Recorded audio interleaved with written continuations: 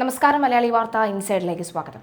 പശ്ചിമേഷ്യയിൽ അമേരിക്കൻ സൈനിക സന്നാഹം ശക്തമാക്കുന്നതിനിടയിൽ സൈനിക ഏറ്റുമുട്ടൽ ഒഴിവാക്കാൻ ഒരാഴ്ചയ്ക്കുള്ളിൽ നയതന്ത്രപരമായ തീരുമാനമുണ്ടാകുമെന്ന് ഇറാന്റെ വിദേശകാര്യമന്ത്രി അബ്ബാസ് അരഗചി വ്യക്തമാക്കുന്നു.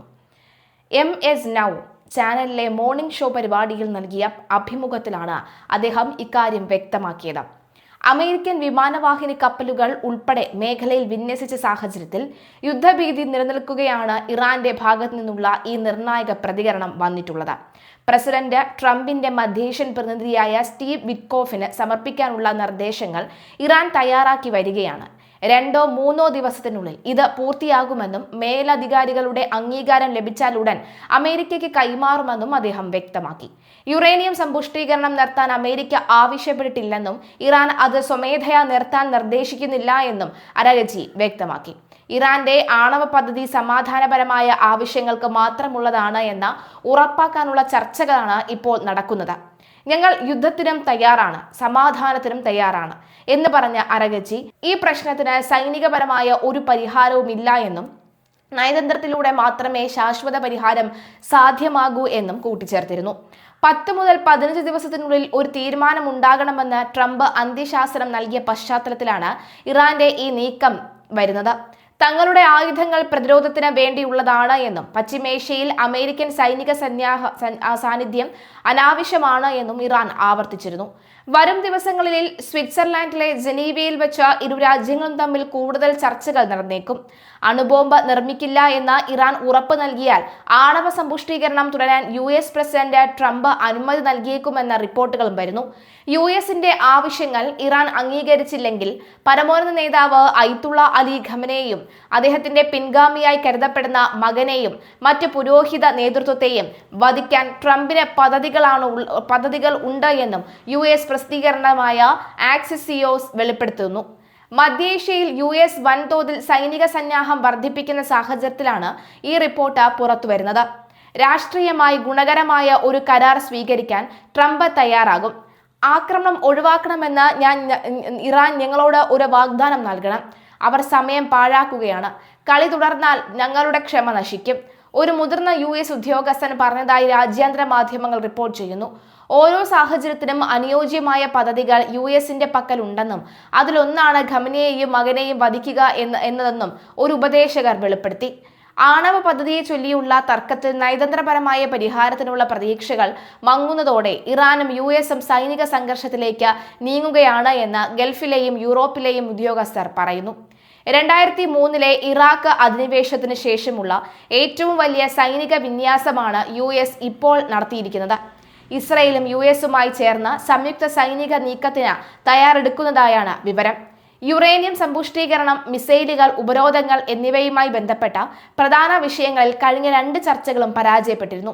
എന്നാൽ ചില കാര്യങ്ങളിൽ ഇരുപക്ഷവും ധാരണയിൽ എത്തിയതായി ഇറാൻ വിദേശകാര്യമന്ത്രി അബ്ബാസ് അരഗചി പറഞ്ഞു. വരും ദിവസങ്ങളിൽ ഇറാൻ രേഖാമൂലം നിർദ്ദേശം സമർപ്പിക്കും. ഇറാൻ നൽകുന്ന നിർദ്ദേശങ്ങൾ വളരെ വിശദമായിരിക്കണമെന്നും അത് ആണവ പദ്ധതി സമാധാനപരമാണ് എന്ന് തെളിയിക്കുന്നതായിരിക്കുമെന്നും US ഉദ്യോഗസ്ഥർ വ്യക്തമാക്കി. അതേസമയം ഇറാനിൽ പരിമിതമായ ആക്രമണം നടത്താൻ സാധ്യതയുണ്ട് എന്ന സൂചന അമേരിക്കയിൽ നിന്നും വന്നതിന് പിന്നാലെ പോർച്ചുഗലിലെ ലാജേസ് വിമാനത്താവളത്തിൽ US സൈനിക വിമാനങ്ങൾ ഇറങ്ങി. യുദ്ധവിമാനങ്ങൾക്കൊപ്പം റീഫ്യൂവലിംഗ് ടാങ്കുകൾ, ചരക്കു നീക്കം സാധ്യമാകുന്ന C-17 ഗ്ലോബ് മാസ്റ്റർ വിമാനങ്ങൾ എന്നിവയാണ് ഇവിടേക്ക് എത്തിയത്.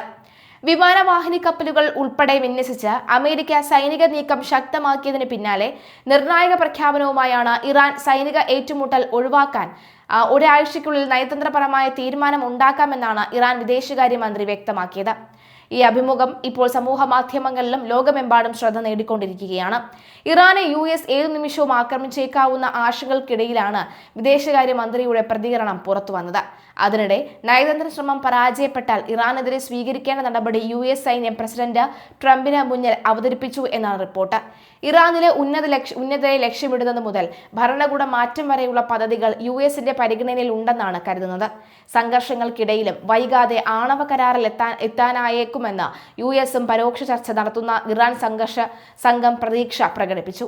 നേരത്തെ യുദ്ധഭീതിയുടെ പശ്ചാത്തലത്തിൽ സെർബിയയും സ്വീഡനും തങ്ങളുടെ പൗരന്മാരോട് ഇറാൻ വിടണമെന്ന് നിർദ്ദേശിച്ചിരുന്നു. എന്തായാലും ഈ ഒരു സാഹചര്യത്തിൽ ഇറാൻ അമേരിക്ക തമ്മിലുള്ള ഒരു യുദ്ധത്തിലേക്ക് കടക്കാനുള്ള സാധ്യത വളരെ കുറവാണ് എന്ന് വ്യക്തമാവുകയാണ്. ഈ ഘട്ടത്തിലാണ് ഇപ്പോൾ ഏത് നിമിഷവും ഒരു യുദ്ധം പൊട്ടിപ്പുറപ്പെടാം എന്ന് നിൽക്കുമ്പോഴാണ് ഈ ഒരു നീക്കം വരുന്നത്. അതുകൊണ്ട് തന്നെ അത് എല്ലാവർക്കും സമാധാനപരമായിട്ടുള്ള നീക്കം തന്നെയാണെന്ന കാര്യത്തിൽ സംശയമില്ല. ഏതായാലും ആണവ കരാറിൽ എത്താനായേക്കുമെന്നാണ് US-ഉം ആയുള്ള പരോക്ഷ ചർച്ച നടത്തുന്ന ഇറാൻ സംഘം പ്രതീക്ഷ പ്രകടിപ്പിച്ചത്. നേരത്തെ യുദ്ധഭീതിയുടെ പശ്ചാത്തലത്തിൽ സെർബിയയും സ്വീഡനും തങ്ങളുടെ പൗരന്മാരോട് ഇറാൻ വിടണമെന്ന് നിർദ്ദേശിച്ചിരുന്നു. ഈ ഘട്ടത്തിലാണ് ഇറാൻ വിടണ്ട, അതായത് യുദ്ധം ഇപ്പോഴൊന്നും ഉണ്ടാകില്ല എന്നുള്ള ഒരു ആശ്വാസ വാക്കുകൾ കൂടി ഏതാനും നിമിഷങ്ങൾക്കകം വരുന്നത്. കഴിഞ്ഞ ദിവസം 10 ദിവസത്തിനെയും 15 ദിവസത്തിനെയും കണക്കുകൾ, 5 ദിവസത്തിന്റെ കണക്കുകളൊക്കെ തന്നെ അമേരിക്ക മുന്നറിയിപ്പായി നൽകിയിരുന്നു. ഇനിയൊരു യുദ്ധം ഉണ്ടെങ്കിൽ അതൊരു പക്ഷേ ഇറാന്റെ സർവനാശവും അമേരിക്കയുടെ പകുതിയിലധികം അല്ലെങ്കിൽ ഇറാന്റെ വൻ ശക്തി അറിയുന്ന സാഹചര്യം ഒക്കെ ഉണ്ടാകുമെന്ന് മനസ്സിലാക്കിക്കൊണ്ടാണ് ഈ നീക്കം. ഞങ്ങൾക്ക് യുദ്ധത്തിനും തയ്യാറാണ്, ഞങ്ങൾ സമാധാനത്തിനും തയ്യാറാണ് എന്നാണ് പറയുന്നത്. അതായത് സ്നേഹിച്ചാൽ അങ്ങേയറ്റം സ്നേഹിക്കും, കൊന്നാൽ അങ്ങേയറ്റം നെക്കിക്കൊല്ലും എന്ന് പറയുന്ന ഒരു മട്ടാണ്.